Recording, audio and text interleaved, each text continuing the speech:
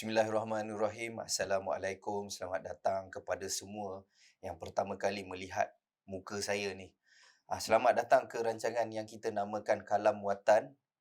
Satu rancangan di mana kita, ataupun podcast sebenarnya, di mana kita nak menghurai, nak mencari, nak merungkai jati diri orang Melayu. Ada banyak perkara-perkara menarik yang kita akan bincangkan, tapi dalam episod pertama kali ni, kita nak membawa satu topik, satu perbualan di mana kita nak membahaskan, mendapatkan pandangan daripada orang-orang yang hebat yang kita bawakan dalam rancangan ni.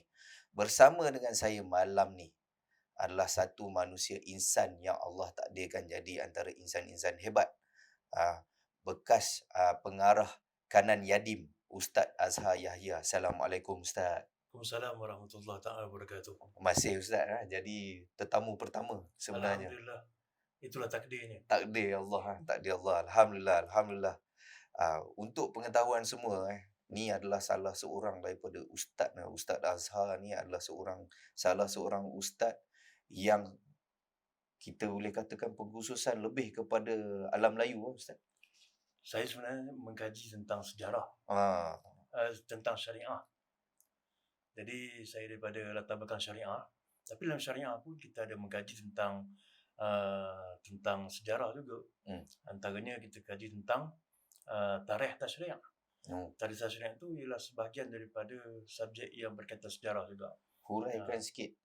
Saya ambil sikit je Ustaz. Huraikan tarikh tasyri' tu untuk noob macam saya. Tarikh tasyri' ni ialah tentang sejarah pensyariatan. Tentang bagaimana terbinanya hukum hakam dalam Islam, perjalanan timeline hukum hakam tu dibina. Jadi itu melibat persejarahan. Itu sejarah pada sudut orang-orang syariah lah. Imam Syafi'i mengkaji tentang tokoh-tokoh dan sebagainya. Jadi asas basic sejarah tu adalah. Tapi bila saya hasilkan buku-buku seperti ini, saya masih lagi masuk melalui pintu syariah. Walaupun membincangkan tentang sejarah yang panjang. Betul. Yang luas. Tadi kita pun, saya dah tunjukkan buku tadi. Memang luas cakupan dia. Tapi saya masuk ikut pintu bidang saya, pintu syariah. Maka terhasillah buku tentang menelusuri 1000 tahun fiqh Syafi'i alam Melayu. Saya nak sebut tadi, sebenarnya saya dah tergeliat lidah tau. Menelusuri 1000 Ustaz. Bukan 100 lah, 1000 tahun. Tajuk ni tajuk dicadangkan oleh Atma. Jadi sebenarnya lebih 1000 tahun kajian ni. Sebab kita kaji daripada manusia. Lepas tu barulah manusia Melayu. Barulah alam Melayu. Jadi bukan 1000 tahun, tapi kajian mazhab Syafi'i ni memang 1000 tahun lebih lah. Ada di alam Melayu. Dah 1000 tahun lebih lah. Dah 1000 tahun lah. Jadi macam bukti-buktinya, secara bukti primer, sekunder, semua dalam ni. Alhamdulillah. Dalam podcast ni Ustaz, cuma satulah soalan lah. Saya punya producer trigger soalan ni dekat saya. Even Ustaz pun sebenarnya kan tadi dah huraikan lanjut. Saya nak ambil peluang ni dekat semua. Ada perbezaan antara qalam dengan kalam. Biar saya bagi orang yang lebih mahir ni huraikan sikit. Silakan Ustaz. Okay. Saya Alhamdulillah bila dijemput untuk bersama dengan Kalam Watan, jadi saya merasakan satu benda yang menarik.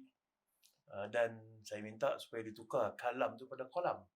Sebab ada beza Q dengan K. Ataupun kap dengan kop.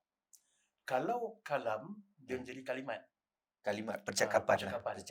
Kalau kita buka dalam kamu dewan pun, kata-kata dan percakapan. Itu kalam. Kalamullah, firman Allah. Jadi, kalau kolam dengan Q, dia ialah pena. Kolam ni pena, pen. Jadi, pen ini satu benda untuk mencatat. Kalau pada ketuhanan, kolam, dicipta kolam itu untuk mencatat segala takdir. Dan kita ditakdirkan berjumpa di sini malam ni. Betul. Tak pernah jumpa sebelum ni. Betul. Jadi, itu mencatat segala-galanya. Jadi, kalau kalam, kita bercakap. Tapi kalau kolam, kita bukan sekadar bercakap, kita rakamkan dia. Faham. Rakamkan dia dalam bentuk yang pelbagai rakaman. Sama ada ikut zaman. Zaman dulu dia rakam pada batu bersurat. Maka kita dapat tahu, rupanya Undang-Undang Islam telah diamalkan 1303. Tarikh yang ada pada Batu Busrak Terengganu. Lepas tu dirakamkan dalam Borobudur. Candi Borobudur itu ialah candi terbesar bagi agama Buddha di seluruh dunia. Ada di alam seluruh Melayu. dunia, alam Melayu. Dan dia merakam dengan Memahat. memahat di dinding Borobudur tu. 10 tingkat. Penuh dengan rakaman. Rakaman sejarah dia bagaimana, kehebatan apa semua. Jadi cara merakam tu setiap zaman beza. Zaman sekarang kita bukan sekadar dengan buku, podcast. Ini rakaman juga. Rakaman ilmu Yang dirakam menjadi satu ilmu yang semua orang boleh lihat dengan mata, telinga dan dikuatkan lagi dengan ada buku-buku bertulis. Jadi kolam ni lebih besar. Faham? Jadi insya-Allah kita mulakan kolam untuk mengkaji dan bukan sekadar menyembang-nyembang tapi membumikan dengan bukti. Dan kita simpan bukti supaya anak cucu akan datang tidak mengatakan kita berdongeng-dongengan. Tu terbaik. Bukti yang nyata dan jelas. Macam sekarang kita mengatakan ada rupanya cerita pasal hantuah. Orang kata macam-macam hantuah. Rupa-rupanya hantuah ada catatan di Rukiu. Hantuah ada catatan di Wijayanegara. Di dinding. Di India. Di surat-surat yang disimpan di Rukiu. Orang lain ada cerita. Cuma di kita je. Di kita ni adalah dalam hikayat hantuah. Betul. Tapi orang pertikaian kan berapa ratus tahun selepas hantuah tak ada boleh buat buku tu. Betul. Tapi orang lain cerita. Semua data-data ni kita boleh himpunkan. Kita himpunkan. Dan saya buat juga dalam menelusuri juga. 1000 tahun juga. Tapi dalam bab dakwah antara Cina, alam Melayu dengan Islam. Jadi kita nak buktikan Cina dengan Islam sangat harmoni. Cina, Islam, Melayu lagi harmoni. Sekarang ni agak agak tegang sikit lah. Tegang. Tapi sebenarnya tidak. Cina sangat harmoni. Sangat harmoni. Kita dapat data pada mana? Cerita mana ni? Dongeng-dongeng mana? Dah bukan dongeng. Kolam catatan. Cina ni orang yang mencatat. Setiap dinasti dia mencatat. Betul. Mereka ada catatan yang sangat autentik. Betul. Sangat-sangat premium dan primer. Betul. Sebab dia tu memang diakui. Setiap zaman tu ada catatan dia. Dan catatan tu alhamdulillah saya paling kenyang dapat istilah kenyang. Dapat Kenyang akal. Profesor Liang Liji. Dia jadi profesor pelawat di Atma. Baik. Jadi apa dia nak sumbangkan masa dia datang ke Malaysia ni? Dia duduk buat sabbatical di sini dan dijemput sebagai profesor pelawat. Dia menghasilkan satu data-data yang dia ambil daripada catatan Cina ni. Dia himpunkan tentang bangsa Melayu. Profesor Cina buat kajian mengenai Melayu. Tentang apa yang ada catatan Melayu di sana. Maknanya kita hebat lah sebenarnya Ustaz kan. Memang hebat. Banyak kita hebat. Podcast kita 20 minit kan. Tak apa. Jadi sabarlah. Betul. Ni ada banyak lagi. Kita buka secara perlahan-lahan. Bersama dengan FR dalam Kolam Watan. Kolam Watan. InsyaAllah. Jadi ada banyak lah. Tapi Syafiq Alam Melayu 1000 tahun. Hubungan antara tiga segi tadi. Dan sangat menarik Rasulullah sendiri. Rasulullah bina kerajaan Islam Madinah 622 Masihi. 622. Betul. Dinasti Tang tertubuh 618 Masihi. Tak beza. Tak beza banyak. Tapi bila Rasulullah tubuh negara Islam Madinah tu, Rasulullah sebut apa tentang Cina? Rasulullah kata utrubul ilma wala bisin. Tuan-tuan, Rasulullah sebut benda baik tentang Cina.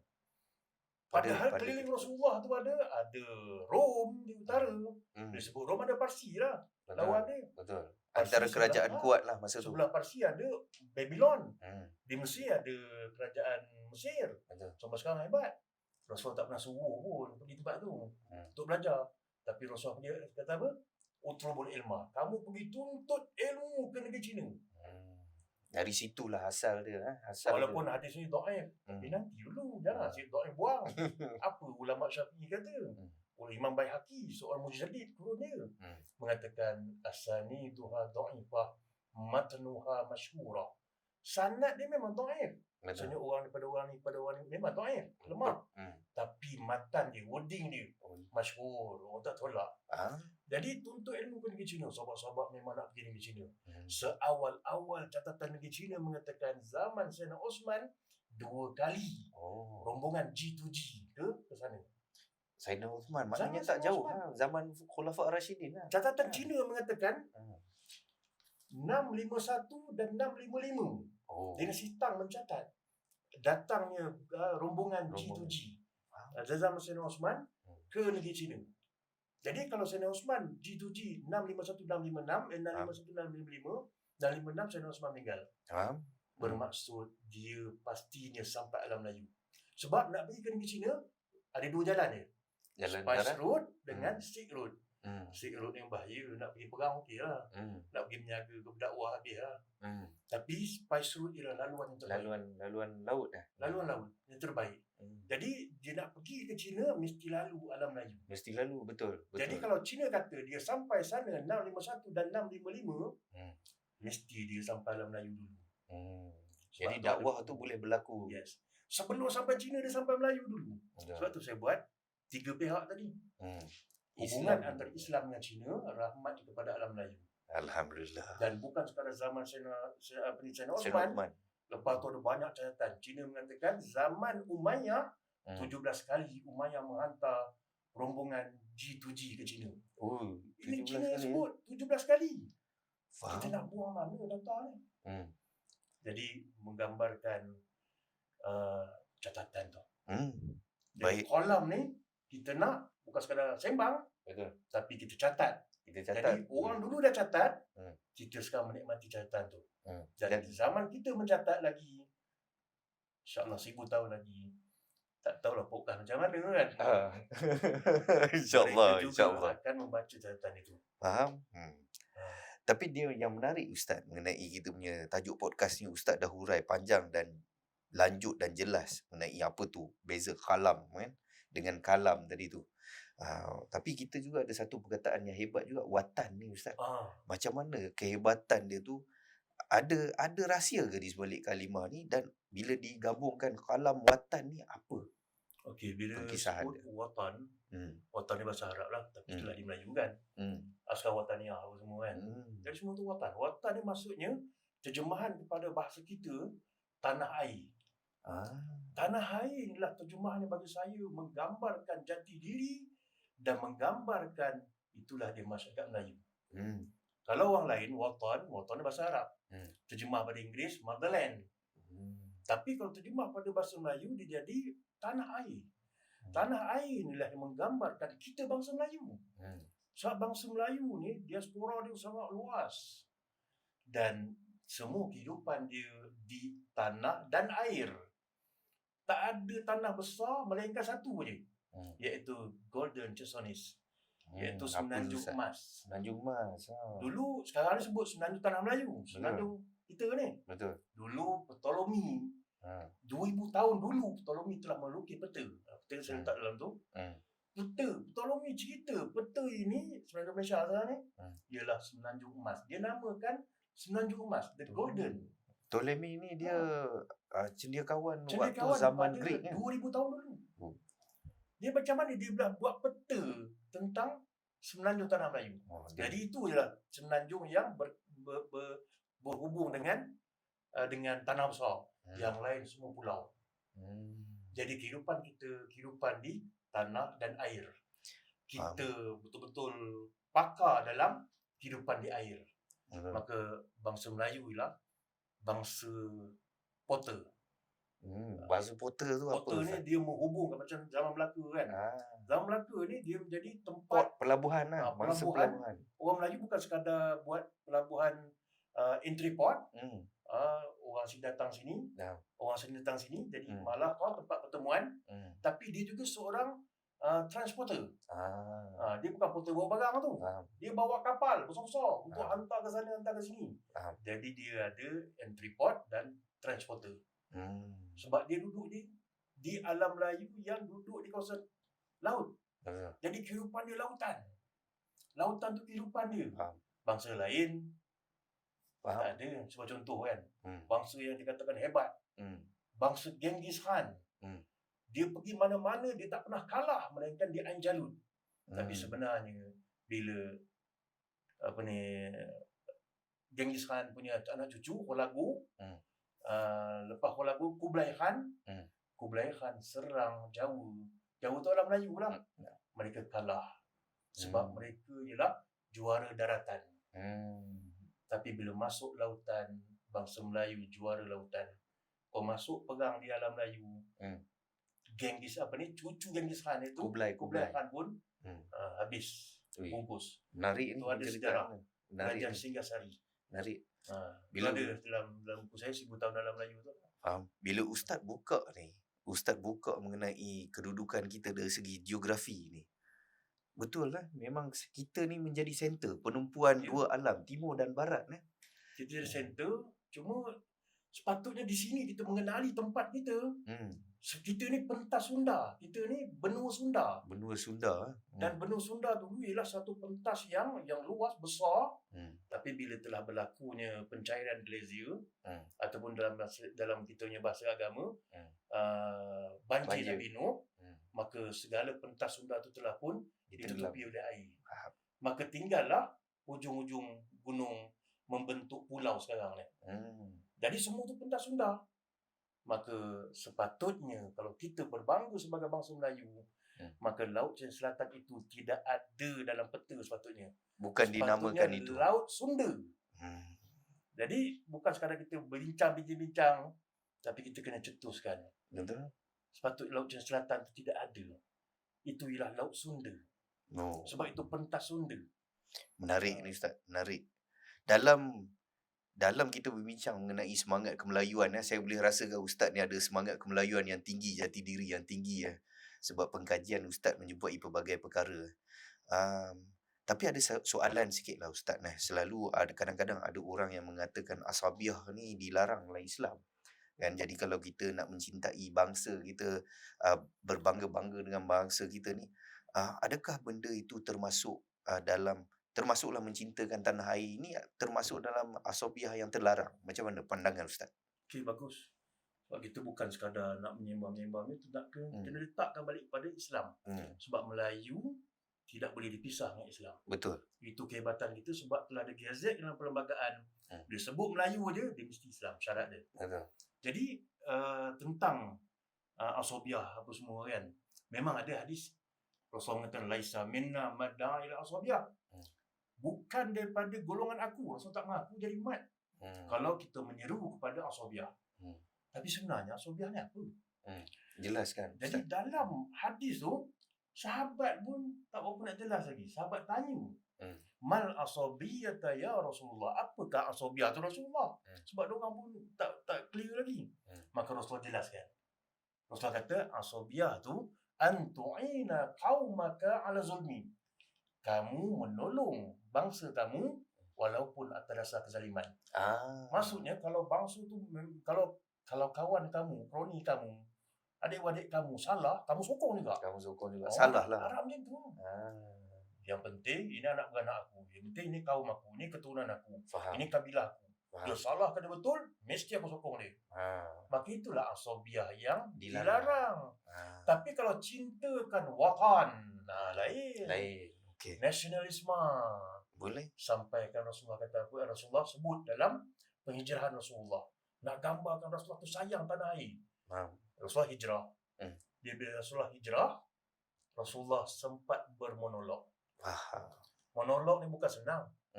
Kita nak melahirkan impresi kalimat kita dengan situasi kita gitu. Tapi Rasulullah bermonolog waktu nak meninggal kota Mekah. Rasulullah mengatakan, ya Makkah, innaki la ardillah wa innaki la ahabba ardillahu ilayya laula anna qaumi akhrijuni minki ma kharajtu. Yang mana dia apa? Rasulullah kata, ya Makkah, wahai kota Mekah, innaki, sungguh engkau kota Mekah, dia bermonolog dengan kota Mekah. Engkau ni tanah pilihan Allah. Tanah yang aku sangat sayang. Jika sekiranya kaum aku tidak menghalau aku daripada engkau, ma kharajtu, aku takkan tinggalkan kau sekali-kali. Maksudnya Rasulullah sayang, betul. Tapi disebabkan dihalau dan disebabkan untuk meneruskan kelangsungan Islam, Rasulullah tinggalkan tanah air tadi. Maksud sayang tu. Sayang, betul. Bermaksud cintakan tanah air itu sebahagian daripada paparan dalam perjalanan hidup Rasulullah SAW membina kehebatan Islam di Madinah. Itulah antara perkara-perkara Bila Rasulullah hijrah. tunjukkan sayang pada bumi Mekah, Hmm. kita ni bumi Melayu. Kita kena sayang lah. Kena sayang Kena lah. sayang lah watan kita. Bahkan wajib sekiranya Rasulullah kata kalau kita punya watan, Ya. tempat kita duduk ni, dimasuki oleh musuh Musuh. seinci, wajib berperang fi sabilillah. So, bukan sekadar perasaan, Betul. nyawa. Maka itulah yang kita lihat dalam sejarah, tokoh-tokoh kita berjuang mempertahankan watan. Faham? So Ustaz, sebelum kita habiskan lah, kita nak minta rumusan Ustaz lah. Dalam kita mencerakini, menyelongkar dan mengkaji tentang kehebatan Melayu dan ketamadunan Melayu, sebab tadi Ustaz dah cerita kita dah ada perlembagaan bertulis dan sebagainya, mesti masyarakat kita bertamadun. Bila kita mengkaji dan mengetahui perkara ni, adakah dia mampu menguatkan lagi jati diri masyarakat Melayu ni Ustaz? Huraikan sikit Ustaz. Ringkas dan padat. Bila kita mengkaji, kita akan jumpa kehebatan. Bila kehebatan, kita rasa syok. Bangga. Tapi bangga tu bukan satu benda yang kembang nak riak kat orang. Tapi dia akan jati diri ni akan terbina nilai-nilai yang positif. Sebab kita tahu, orang dulu hebat. Betul. Datuk dan nenek moyang kita tu pernah buat sesuatu. Sebagai contoh, yang secara mudah, tadi kita cerita Borobudur. Binaan 7 benda ajaib ada di tempat kita. Ada benda-benda yang terbaru. Tuan-tuan boleh pergi ke negeri Kedah. Itu bukan hebat di Melaka semata-mata, tapi juga di Kedah. Pengorekan yang telah dibuat oleh Profesor Mohtar Saidin. Kalau di Yan Kedah tu, yang relau tu cukup kita mengatakan Toya tu, tempat melebur besi tu, ada 2 juta toya ada kat situ. Saya mula kaji nak masukkan dalam buku ni. Saya ingatkan silap tulis kot 2 juta ni. Macam mustahil lah, macam banyak lah 2 juta. Bila pergi tu tengok, diorang dah tagging, tempat tagging dia semua kan, tempat dia simpan benda-benda tu. Betul. 2 juta. Sedangkan nama toya tu diberikan oleh Perancis. Maknanya dia industri lah, dia dah jadi industri. Perancis ada 20 biji toya. Gegak gempita dunia ekologi mengatakan dah jumpa orang melebur besi. Rupa lepas tu di Yan Kedah 2 juta. Perancis 20 biji, kita 2 juta. 2 juta beza Kalau kita masih tak rasa bangga, dan tak ada perasaan untuk mengorek, dan kita mencatat benda tu dan menyebarkan benda tadi, sangat rugi lah kita. Betul. Tak kenal siapa kita. Betul. Walaupun bukan orang Kedah. Kedah bukan Kedah sekarang. Kedah itu merangkumi Kedah seluruh alam Melayu. Macam Melaka bukan Melaka sekarang. Betul. Merangkumi sampai Sumatera dan sebagainya. Betul. Menarik ni Ustaz. Sebenarnya kita kalau boleh kan, saya dengan Ustaz ni kalau boleh nak sembang, sebenarnya kita nak sembang lama lagi. Tapi sebab ni episod pertama, insya-Allah inilah mukadimah dia untuk kalian semua. Yang mana yang tengok di platform social media, yang mana YouTube ke, TikTok ke dan sebagainya, follow kita sebab kita akan buka lagi. Kita akan bukakan minda kalian.